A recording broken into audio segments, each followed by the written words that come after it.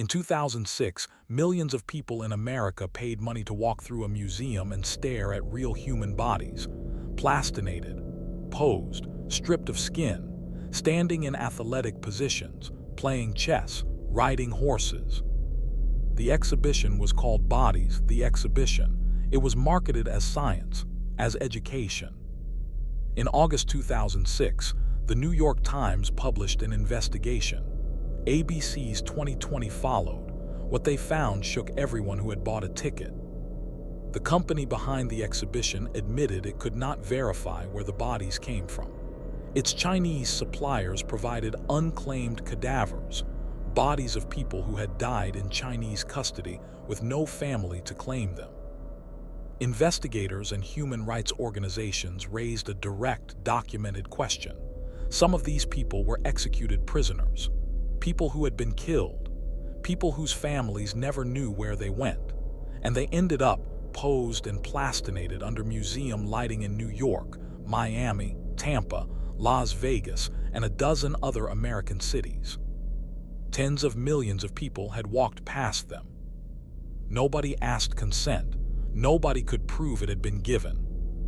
And some of those bodies may have belonged to people who were murdered by their own government. The story begins in Germany in the early 1990s with a scientist named Gunther von Hagens. Von Hagens developed a process called plastination, a technique that replaces the water and fat in human tissue with reactive polymers, effectively turning a biological body into a permanent, stable sculpture that looks exactly like what it is, a human being preserved. His first exhibition, Body Worlds, opened in Tokyo in 1995 and became a sensation. Millions of visitors, long lines, coverage in every major publication. The bodies in Body Worlds were donated. People had signed forms, consented, agreed to have their remains displayed after death for educational purposes. Whatever you think of the ethics of that, and there were many who objected, there was at least a documented paper trail of consent. Body Worlds was legitimate. What came after Body Worlds was something different. The copycat industry. Seeing von Hagen's success, other companies began producing competing exhibitions using the same plastination technique. The largest was an American company called Premier Exhibitions, operating an exhibition they called Bodies, the Exhibition. Bodies opened in Tampa, Florida in 2005, then Atlanta, then New York City at the South Street Seaport Museum in 2005 and 2006, then Las Vegas, Miami, Houston. Within a few years, the exhibition had traveled to over 24 American cities and attracted tens of millions of visitors. The difference between Bodies and Body Worlds was the one thing that mattered, where the bodies came from. Premier Exhibitions sourced their cadavers from Chinese suppliers. Specifically, the bodies came from the Dalian Medical University in Dalian, China, an institution that had developed a plastination program of its own, partly based on von Hagen's technique. The Chinese institution provided unclaimed bodies, people who had died in Chinese custody without family members to claim them. Chinese law permitted the use of such bodies. The New York Times investigation. In August 2006, New York Times reporter John Schwartz published an investigation. He had been looking into the sourcing of the bodies in the Bodies exhibition and encountered a troubling fact. Premier Exhibitions could not confirm consent from a single one of its displayed bodies. The company's position, as stated in their own legal filings and correspondence, they had to rely solely on the representations of their Chinese partners. They couldn't independently verify anything, not the cause of death, not whether consent had been given, not even whether the paperwork that supposedly accompanied each body was accurate. Around the same time, ABC's 2020 ran its own segment on the exhibition. They raised a specific and documented concern. In China in the 1990s and 2000s, executed prisoners were a documented source of human tissue and organs.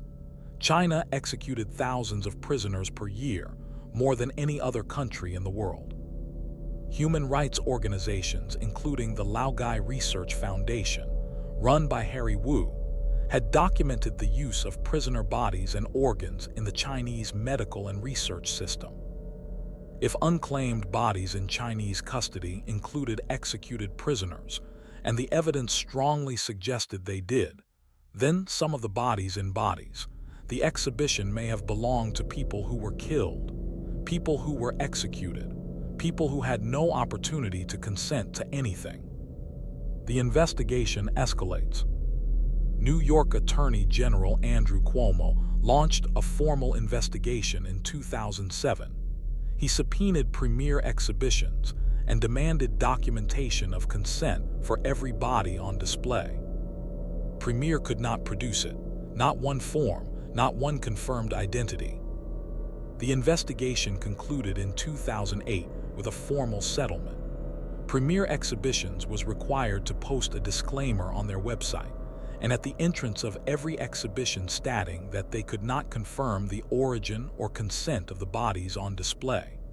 They were required to offer refunds to any visitor who requested one on those grounds. The disclaimer remained in fine print. The exhibitions continued running. The human rights dimension. Harry Wu, the director of the Laogai Research Foundation, testified before a U.S. Congressional committee about the practices of Chinese institutions supplying bodies to Western exhibitions. He stated that the infrastructure for harvesting and distributing prisoner bodies was well established in China, and that the pipeline to plastination companies was a documented extension of that system. The state of Hawaii banned the body's exhibition from operating within its borders. San Francisco banned it. Seattle issued a ban following a formal complaint. Multiple cities that had already hosted the exhibition did nothing. What we don't know. None of the individuals displayed in bodies the exhibition have ever been identified. Their names, their causes of death, their countries of origin within China, and their circumstances before they entered Chinese custody, all of this is unknown. Premier Exhibitions went bankrupt in 2016. The exhibition assets were acquired by other companies, and the show continued in various forms. The bodies are still being displayed. Gunther von Hagens, whose original Body Worlds exhibitions were legitimate by consent, publicly condemned the competing exhibitions that sourced bodies without verifiable consent.